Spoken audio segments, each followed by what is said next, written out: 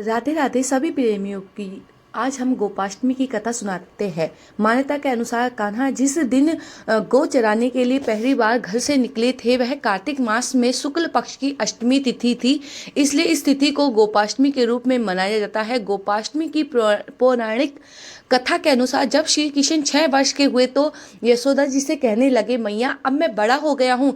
यशोदा जी प्रेम पूर्वक बोली, अच्छा लल्ला अब तुम बड़े हो गए हो तो बताओ अब क्या करें। इस पर कन्हैया बोले, अब मैं बछड़े चराने नहीं जाऊंगा, अब मैं गाय चराने जाऊंगा। इस पर यशोदा जी ने कहा, ठीक है बाबा से पूछ लेना। अपनी मैया के इतना कहते ही झट से किशन जी नंद बाबा से पूछने पहुंच गए।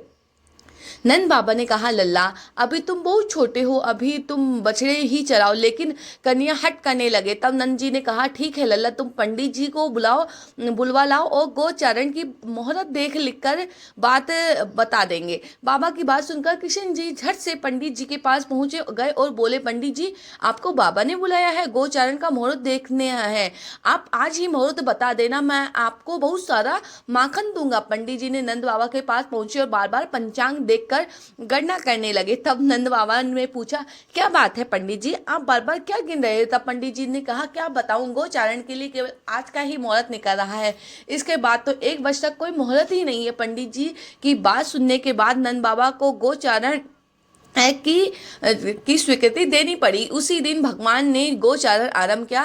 यह शुभ तिथि कार्तिक मास में शुक्ल पक्ष अष्टमी तिथि थी। भगवान के द्वारा गोचारण आरंभ करने के कारण यह तिथि गोपाष्टमी कहलाई। एक मान्यता यह भी है कि एक अन्य मान्यता के अनुसार कहा गया है कि कार्तिक मास में शुक्ल पक्ष की प्रतिपदा से लेकर सप्तमी तक भगवान श्री कृष्ण ने अपनी उंगली पर गोवर्धन पर्वत को उठाकर रखा। 8वें दिन जब वह इंद्रदेव का अहंकार टूटा और वे श्री कृष्ण के पास क्षमा मांगने गए, तब कार्तिक के शुक्ल अष्टमी गोपाष्टमी का उत्सव मनाया जाता है। थैंक यू, आपने अभी तक की जो मेरी वीडियो देखी है, थैंक यू सो मच।